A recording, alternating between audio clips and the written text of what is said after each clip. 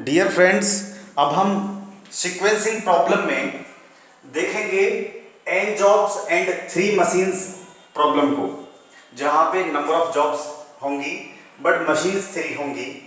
और ये है टाइप सेकंड। टाइप सेकंड का मतलब ये है कि जब आपकी जॉनसन्स रूल की कोई भी दोनों में से कोई भी कंडीशन सेटिस्फाई ना हो, तब आप कैसे सॉल्यूशन निकालेंगे। क्योंकि अगर जॉनसन रूल का कोई भी एक कंडीशन सेटिस्फाई हो रहा था टाइप 1 में, तो आपने क्या किया था कि दो कॉलम को मिला के एम ए और एम बी को मिला के M1 बना दिया था और एम बी और एम सी को मिला के M2 बना दिया था। तो 3 मशीन प्रॉब्लम को 2 मशीन प्रॉब्लम में ट्रांसफॉर्म करके, कन्वर्ट करके आपने सॉल्यूशन बड़ी आसानी से फिर निकाल लिया था, जैसे 2 मशीन्स का निकालते हैं। लेकिन क्या होगा जब जॉनसन्स रूल की कोई भी एक कंडीशन सेटिस्फाई ना हो, तो सॉल्यूशन कैसे निकालें।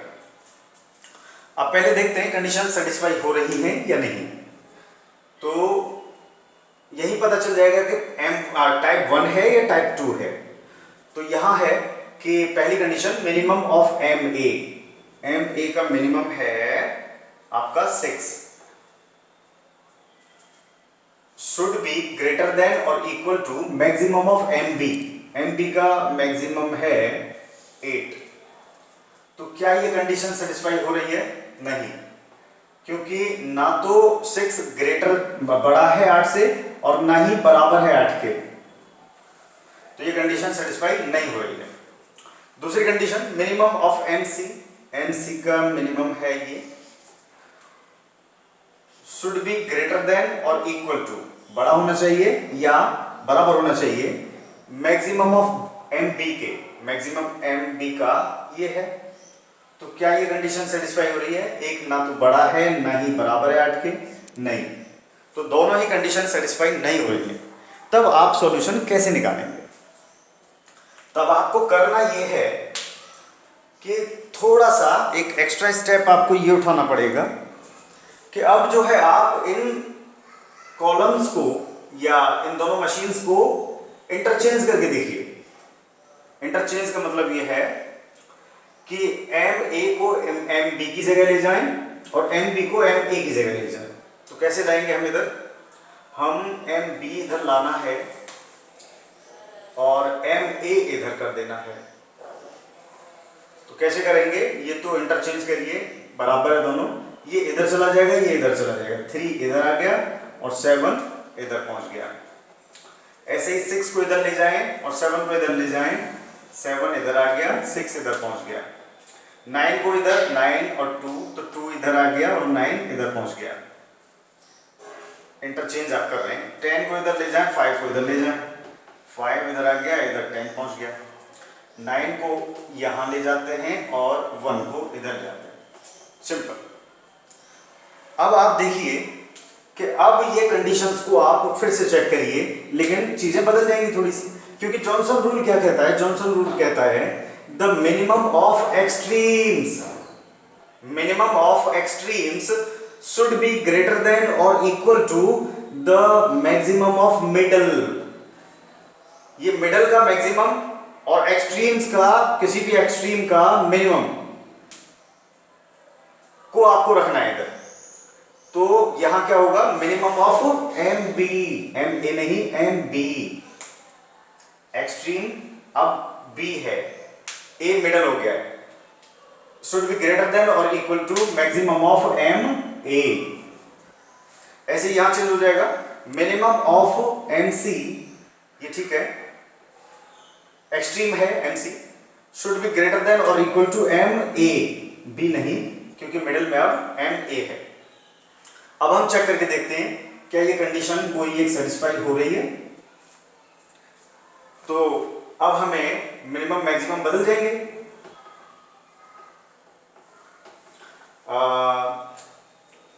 मिनिमम ऑफ एम बी का मिनिमम ये है 1 शुड बी ग्रेटर देन और equal to maximum of M A का मैक्सिमम ये है। तो क्या कंडीशन सेटिस्फाई हो रही है? क्या एक बड़ा है? नहीं, ना तो एक बड़ा है और ना ही बराबर है 10 के। कंडीशन सेटिस्फाई अभी भी नहीं हो रही है। कोई बात नहीं। दूसरी कंडीशन है कि मिनिमम ऑफ एम सी इसका MC का मिनिमम ये रहा, शुड बी ग्रेटर देन और equal to maximum of MA का मैक्सिमम 10। क्या ये कंडीशन सेटिस्फाई हो रही है? नहीं, ना तो एक बड़ा है 10 से, ना ही बराबर है 10 के, तो अभी भी कंडीशन सेटिस्फाई नहीं हो रही है। क्या करें? अभी हम फिर से एक इंटरचेंज करके देखेंगे। इस बार क्या करेंगे कि NB जो हम इधर ले गए हैं, इस NB को इधर लेके जाते हैं और MC को इधर लाते हैं। दैट मीन्स पहले तो जो करते हो लाइए, जो जहां था वही MA को MA की जगह लाइए और MB को MB की जगह लाइए। तो इसका मतलब जो करते हो करिए, 7 इधर था पहले और 3 इधर था, 7 इधर था और 6 इधर था, ये 2 इधर था और 9 इधर था, ये 10 और 5 भी अपनी अपनी जगह आ जाएंगे और एक आपका इधर था, 9 इधर था। ये पहले सीन था, पुराने सीन पे हम आ गए। अब क्या करना है कि चेंज करना है आपको, MB को MC की जगह ले जाइए और MC को MB की जगह ले जाइए। तो MC को हम कहाँ ला रहे हैं? मिडल में ला रहे हैं, और MB को हम फिर से एक्सट्रीम पे ले गए इधर तरफ आपके। तो क्या है, 8 को यहाँ ले आइए और 3 को इधर ले आइए, 4 की जगह 3 आ गया और 3 की जगह 4 आ गया, 7 की जगह 5 आ गया, 5 की जगह 7 पहुंच गया। इन दोनों में कोई चेंज नहीं क्योंकि सेम फिगर है। 5 की जगह 1 आ जाएगा और 1 की जगह 5 पहुंच गया, 6 इधर आ गया, 1 यहाँ पहुंच गया। अब ये सीक्वेंस बदल गया, हमने MA, MC और MB चला गया आपका MC की जगह, MC आ गया MB की जगह। अब कंडीशंस को फिर से चेक करके देखते हैं। तो इसमें क्या होगा कि कंडीशन फिर बदलेंगी। एक्सट्रीम पे अब आपके क्या है, A और B। तो मिनिमम ऑफ पहले MA should be greater than और मैक्सिमम ऑफ MC, मिडिल में क्या है C, क्योंकि कंडीशन क्या कहती है, जॉनसन रूल क्या है कि minimum of extremes should be greater than और equal to maximum of middle. अब मिडल में ये है, तो यहां क्या होगा दूसरी कंडीशन में, minimum of MB should be greater than और maximum of should be greater than और equal to maximum of MC। अब आप चेक करके देखिए कंडीशन। तो अब हमारी कंडीशन में ये आंकड़े हम नए रखते हैं। तो क्या है कि मिनिमम ऑफ MA का मिनिमम है आपका 6, शुड बी ग्रेटर देन और equal to maximum of MC का मैक्सिमम है आपका 6।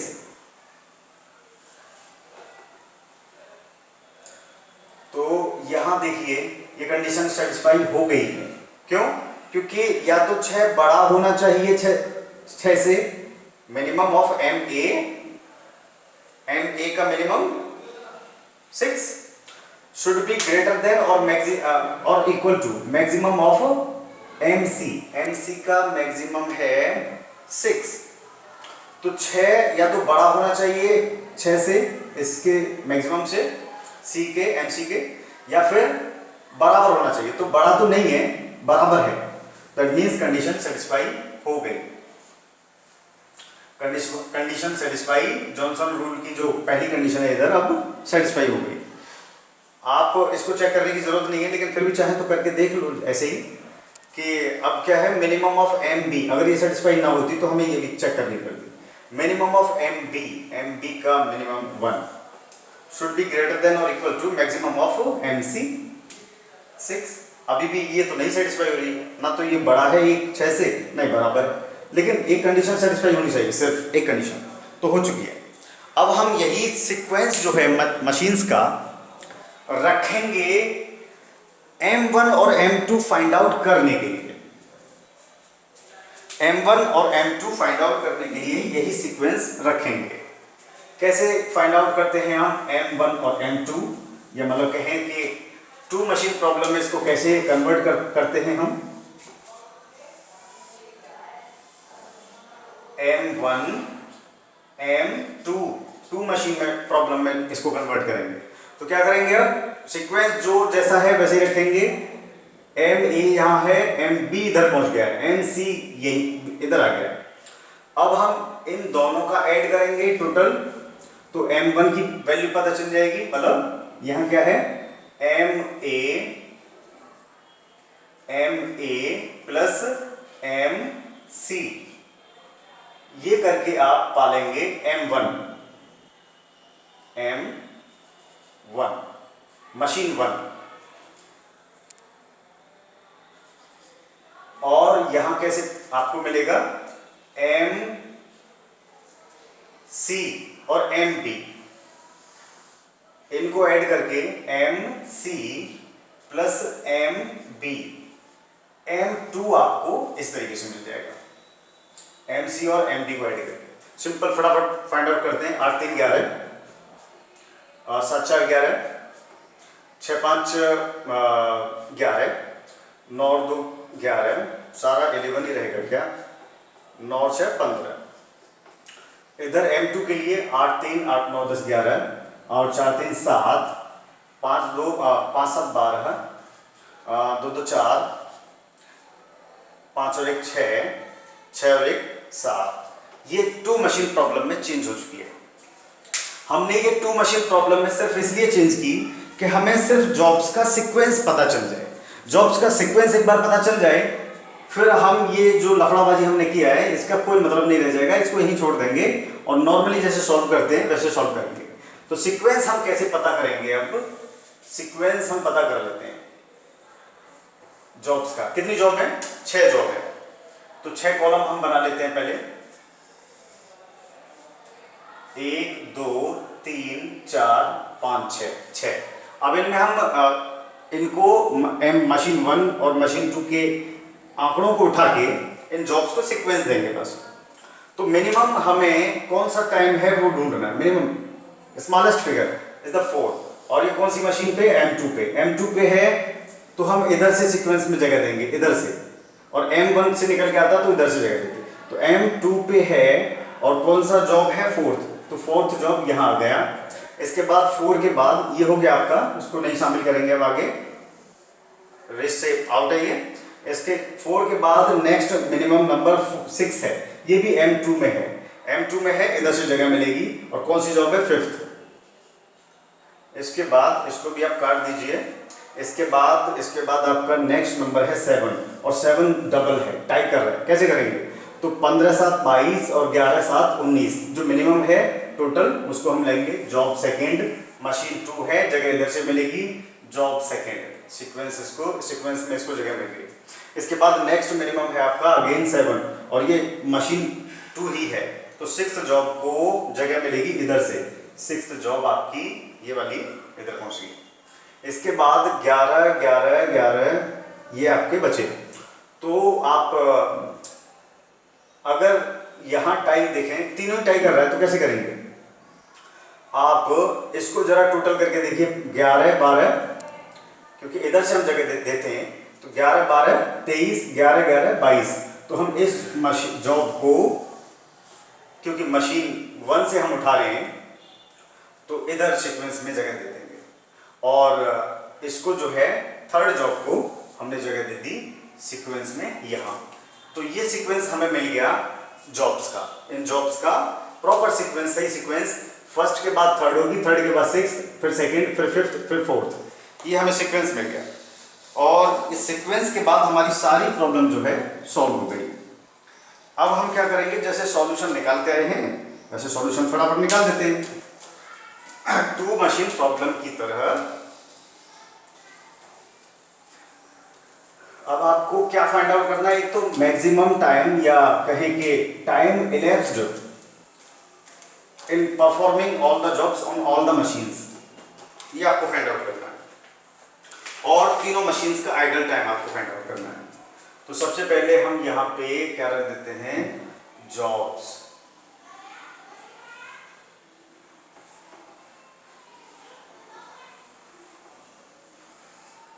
और machine A, machine B, machine C, फिर आपका आ जाएगा sequence M A, M B, M C,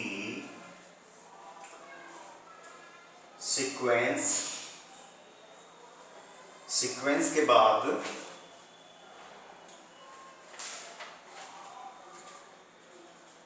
M A पे time in time out, M B पे मशीन में, एम बी में कब जॉब इन होगी कब आउट होगी। ऐसे ही एम सी जो है सी मशीन, उसमें जॉब इन कब होगी आउट कब होगी, ये आपको फाइंड आउट करने हैं। फटाफट आंकड़े जो है आप रख लीजिए। जॉब क्या थी आपकी, पहली जॉब, दूसरी जॉब, तीसरी जॉब, चौथी जॉब, पांचवी जॉब और छठी जॉब, 6 जॉब।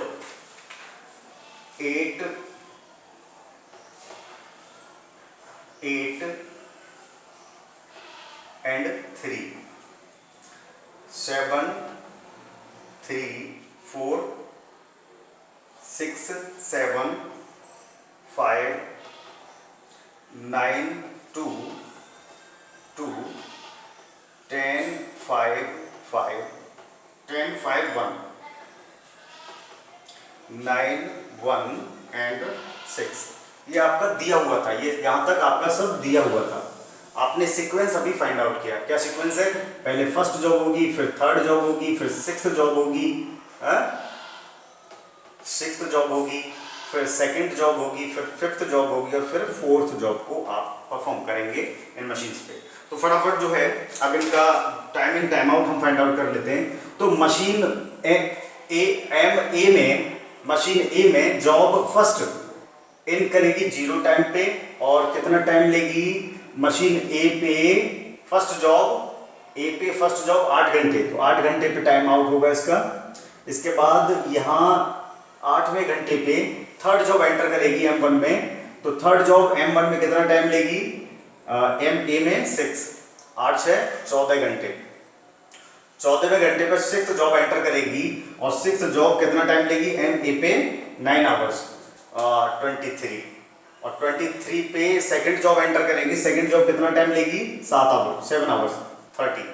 तो 30 पे जॉब फिफ्थ एंटर करेगी और जॉब फिफ्थ कितना टाइम लेगी 10 आवर्स 40 आवर पे ये निकल जाएगी। एंड 14th आवर पे जॉब फोर्थ एंटर करेगी और फोर्थ जॉब लेगी 9 आवर्स। ये आपको मिल गए आराम से। ऐसे ही M1 में MB में जॉब ये पकड़ेगी 8वें आवर पे पहले वाली, क्योंकि पहली यहाँ 8 घंटे लग रही है। इसके बाद यहाँ पहुँचेगी 8वें घंटे पे ये उठाएगी और पहली जॉब MB पे कितना टाइम लेगी, पहली जॉब MB पे 8 घंटा लेगी 16वां घंटा। और 16वें घंटे पे M2 MB जो है आप पकड़ेगी थर्ड जॉब को, और जो थर्ड जॉब लेगी 7 आवर्स 23 पे ये जॉब पकड़ लेगा। हाँ सही, अभी तक ठीक है। हमें इसके साथ कंपेयर करना था कि 23 पे फ्री हुई और 23 पे ही इसको ये इधर से जॉब फ्री हो गई 6, तो 6th जॉब को ये 23rd आवर पे पकड़ लेगा। और 6th जॉब कितना टाइम लेगा MB पे 1 घंटा 24th आवर। और 24th पे मशीन जरूर फ्री है, लेकिन जॉब तो ये वाली यहाँ तक पहुंचेगी 13th आवर पे कंप्लीट होने के बाद। तो 13th आवर पे ये जॉब मिलेगी सेकंड MB को, और कितना टाइम लेगी MB पे सेकंड जॉब 3 आवर्स 33 पे ये जॉब फिफ्थ को नहीं पकड़ पाएगी। मशीन जरूर फ्री है, क्योंकि जॉब फिफ्थ 40वें घंटे पे यहाँ पे कंप्लीट हो रही है। तो 40वें घंटे पे ये फिफ्थ जॉब पहुंचेगी मशीन बी में, जहां फिफ्थ जॉब मशीन बी पे कितना टाइम लेगी 5 घंटे 45। और 49 आवर पे फोर्थ जॉब मिलेगी मशीन बी को, क्योंकि मशीन जरूर फ्री है, लेकिन जॉब 49th आवर पे फोर्थ जॉब यहाँ कंप्लीट हो रही है। तो 49th आवर पे ये कंप्लीट होने के बाद इधर पहुंचेगी, और फोर्थ जॉब कितना टाइम लेगी MB पे 2 आवर्स 51 आवर। ये हो गया। इसके बाद आपका हम MC के लिए भी हाल देख लेते हैं जरा फटाफट। क्या है कि MC कब जॉब पकड़ेगी, फर्स्ट जॉब को 16वें घंटे में इधर से निकलेगी, तो 16वें घंटे पे इसको जॉब मिलेगी पहली फर्स्ट जॉब।